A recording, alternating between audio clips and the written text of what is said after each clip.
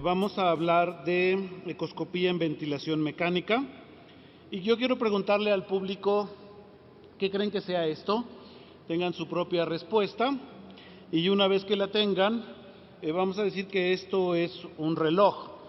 Esto que viene a colación a que en la ecoscopía uno puede terminar viendo cosas que quiere ver y no cosas que están ahí.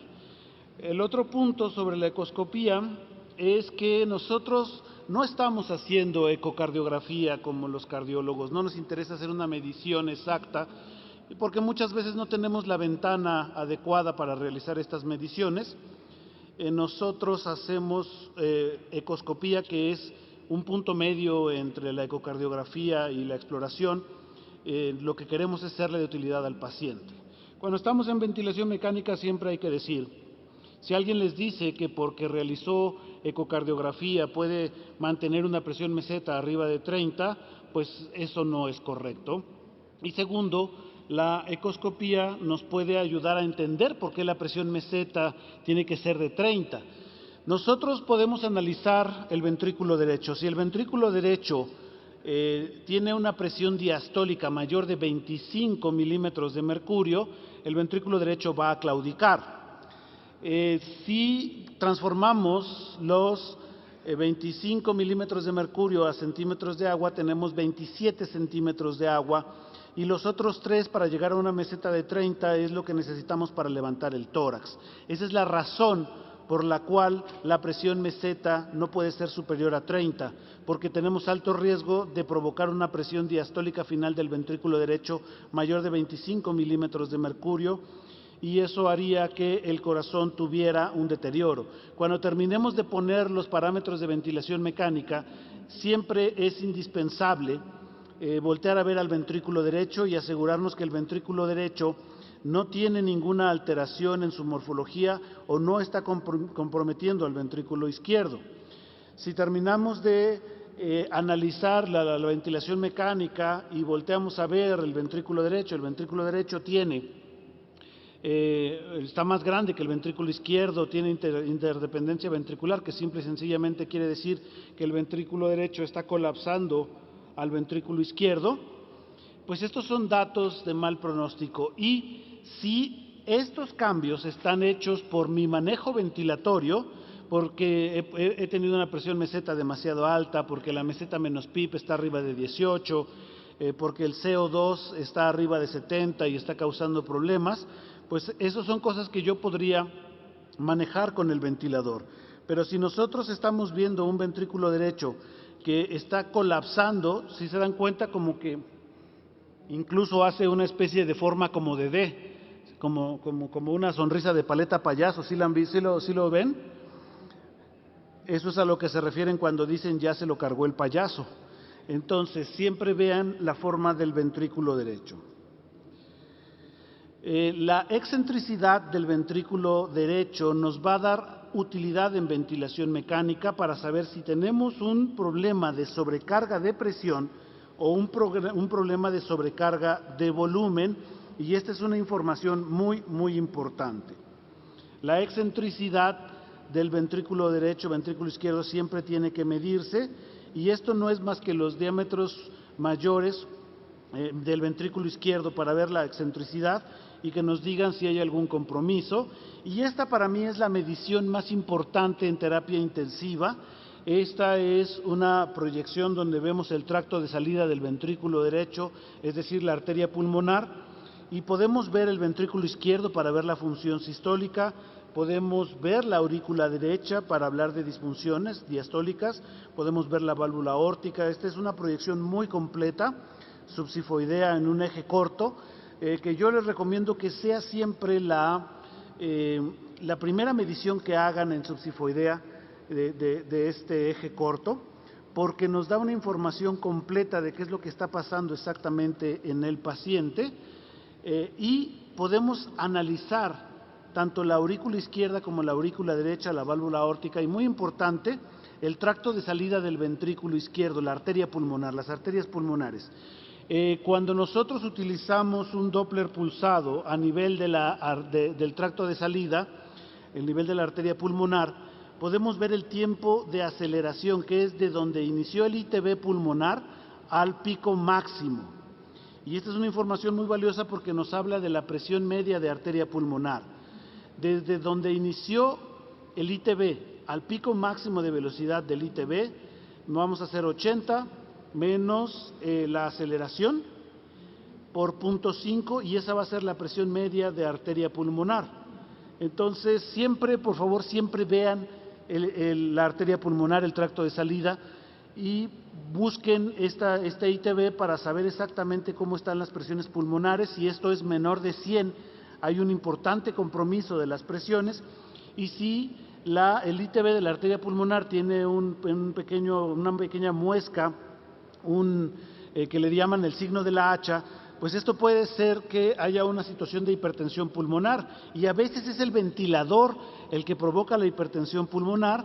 Vean cómo con un PIB de 20, aunque tenemos 215 de PaO2-PO2, está esta muesca que nos habla de hipertensión pulmonar. Disminuimos el PIB a 12, es cierto que perdemos algo de oxigenación, pero no algo que el paciente vaya a extrañar, y definitivamente el paciente va a estar muy agradecido de que ya no tenga hipertensión pulmonar. El TAPSE también es una forma muy importante de ver la función del ventilador. Si el TAPSE se va perdiendo conforme aumenta el volumen corriente, aumenta la PIB, es muy importante ver que no sea esto lo que está causando problemas en el paciente, y definitivamente si vemos un TAPSE muy pequeño, tenemos que tener cuidado porque es un paciente que no va a tolerar que aumentemos mucho la PIB. Lo que tenemos que empezar a ver una vez que terminamos los parámetros de ventilación mecánica es ver si el ventrículo derecho es mayor que el ventrículo izquierdo. Si es así, tenemos que ver la pared libre del ventrículo derecho. La pared libre del ventrículo derecho no debe de ser mayor de 5 milímetros. Si es mayor, estamos ante un problema crónico y ante una inestabilidad hemodinámica muy diferente. Si el septum interventricular también es mayor de 0.5 de 1 centímetro, tenemos situaciones muy diferentes respecto a la ventilación mecánica, porque posiblemente estamos ante un paciente hipertenso, posiblemente estamos ante un paciente con falla diastólica, y todas las fallas diastólicas se van a exacerbar en ventilación mecánica. Por eso siempre tenemos que tener en cuenta medidas de la función diastólica, que generalmente son suficientes el ver cómo se mueve tanto el ventrículo derecho y el ventrículo izquierdo, TAPSE, MAPSE, como el tamaño de las aurículas. Esa es una información suficiente para saber qué tanto me tengo que preocupar de la función diastólica, y la función diastólica en ventilación mecánica está afectada por los mililitros kilogramo de volumen corriente, por la presión meseta y por la relación de CO2. Toda la información que se tiene en lo que hemos dicho hasta ese momento, una vez que terminamos ventilación mecánica de poner los parámetros, el ventrículo derecho no puede ser mayor que el ventrículo izquierdo. Si esto es así, tenemos que asegurarnos que no es el ventilador el que está provocando eso. Después vamos a ver la pared libre del ventrículo derecho. Si este es menor de 0.5, hay que tener presente que lo que le está pasando al paciente es agudo, no puede tener más de 48 horas, porque la pared libre del ventrículo derecho tiene que hipertrofiarse en ese lapso de tiempo. Si no se ha hipertrofiado, pues quiere decir que es un tiempo muy corto. Después vamos a ver el TAPSE y el índice de excentricidad, como los vimos hace un momento. Si alguno de los dos, si los dos están normal, hay bajo riesgo. Si alguno de los dos está alterado, hay un riesgo muy alto. Y estos flujogramas parecen complejos, pero la verdad es que casi todo se resume a ver la vena cava. Si la vena cava inferior está pequeña y colapsa, es muy poco probable que sea el ventilador el que está causando alguna inestabilidad hemodinámica. Si la vena cava está muy grande y no colapsa, tenemos que asegurarnos que no es el ventilador el que está provocando que la vena cava no colapse. Y recuerde, usted nunca le debe de quitar a la vena cava su capacidad de colapsar, y esto es o sobrecarga de volumen o sobrecarga de presión. Estamos hablando de volumen corriente y estamos hablando de presión meseta, y pareciera que en especial la relación meseta menos PIB. También muy visual, si nosotros vemos el signo del conejito de Playboy en el hígado, formado por la desembocadura de las suprahepáticas, Esto habla de una sobrecarga de presión y hay que tener mucho cuidado de que no sea el ventilador, insisto mucho en esto, el que lo está provocando. No me parece muy correcto utilizar el Vexus. Todo el mundo está fascinado con el Vexus actualmente, pero pues piensen en esto. Imagínense que llega un paciente con 150 de presión sistólica y ustedes dicen, no, tiene una crisis hipertensiva. 150 en el brazo derecho, tiene una crisis hipertensiva. A ver, le voy a tomar la presión en el brazo izquierdo. 150, pues sí puede ser una crisis hipertensiva, pero para estar seguros lo voy a tomar en la pierna derecha. 150 de presión sistólica. Bueno, solo para estar seguros voy a tomarlo en la pierna izquierda. El Vexus es lo mismo. Es virtualmente imposible que la vena cava esté colapsada y la onda S esté anormal. También nos podemos llevar sorpresas cuando estamos viendo la ventilación mecánica, como la presencia de trombos, y analizar desde el punto de vista hemodinámico el pulmón. Si hay líneas B, este pulmón tiene agua. Si las líneas B miden menos de 3 milímetros, entonces hay un edema alveolar y lo que van a ver en la tomografía es vidrio despulido, posiblemente sepsis, alguna otra situación. Si las líneas B miden más de 7 milímetros, esto es un edema intersticial y es un problema cardíaco. Entonces, uno puede ver líneas B y decir, el pulmón está lleno de agua, es un edema agudo de pulmón. Y por la separación, menos de 3 milímetros, decir que es un edema no cardiogénico, y si mide más de 7 milímetros, es un edema cardiogénico. Pero como estamos hablando directamente de ventilación mecánica y ultrasonido, cuando ustedes terminen de poner los parámetros de ventilación mecánica, tienen que ver la línea pleural y tienen que ver el signo de la playa y deben de ver la presencia o no de líneas B. Si hay líneas B, pues podemos estar hablando de que quizás hay un edema agudo de pulmón. Si la línea pleural está fragmentada, este es otro tipo de edema agudo de pulmón que pudiera ser alguna situación diferente.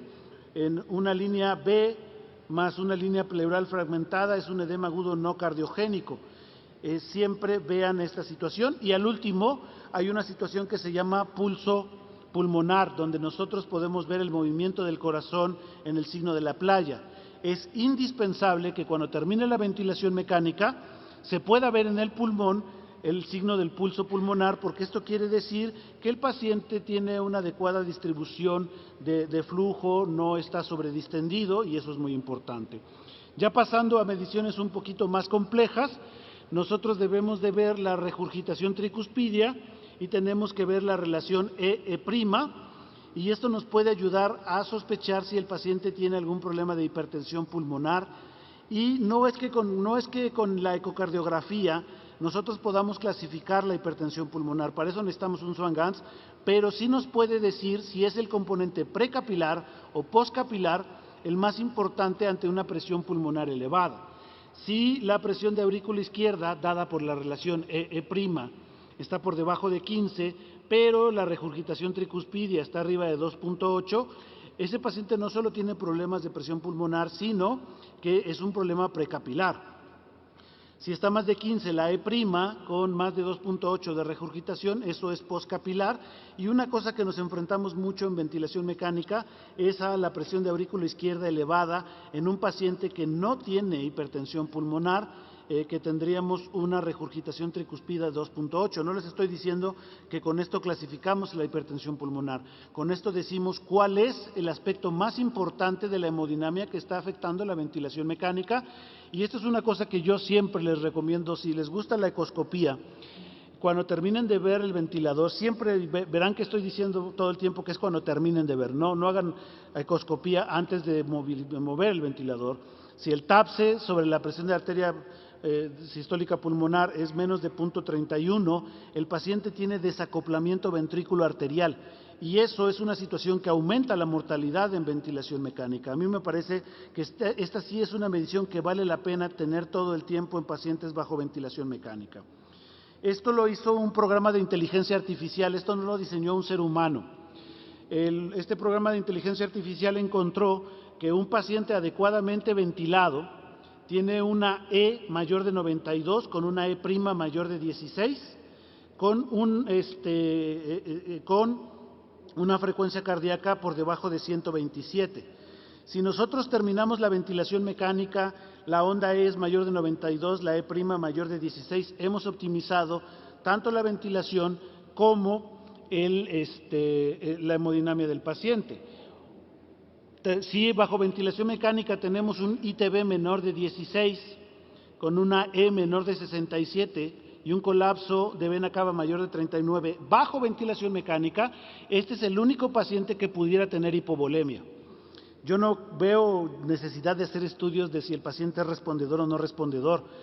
Este es el único paciente que bajo ventilación mecánica pudiera beneficiarse de volumen. Un paciente hiperkinético, y esto es un poco contraintuitivo, yo siempre pensé que el hiperkinético era alguien que con una frecuencia cardíaca muy elevada, pero aquí tiene 106.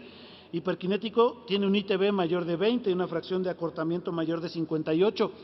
Para sacar a este paciente de ventilación mecánica va a ser importante utilizar vasopresores. Falla de ventrículo izquierdo, que sobre todo cuando falla la extubación por situaciones cardiovasculares, es un ITB menor de 14 con una fracción de acortamiento menor de 33. Falla de ventrículo derecho, la presión de arterial sistólica está a menos de 100, la diastólica menos de 51 y el BD está más grande que el BI. Mucho cuidado con estos pacientes. Ahora, ¿qué es lo más importante de la ecoscopía? Pues miren ese rostro desencajado por la furia. Ya vieron lo que está haciendo con el dedo. Posiblemente está insultando al tipo que le trajo el auto porque golpeó la puerta. Miren esa cara de bonachón. Seguramente está diciendo, solo vamos por 3 cervezas. Por favor, siempre confirmen todo lo que están viendo en ecoscopía en 2 proyecciones y no confíen en una historia de algo que les gusta. Creo que aquí se me movió la presentación. Esta es la última diapositiva. Muchas gracias por su atención.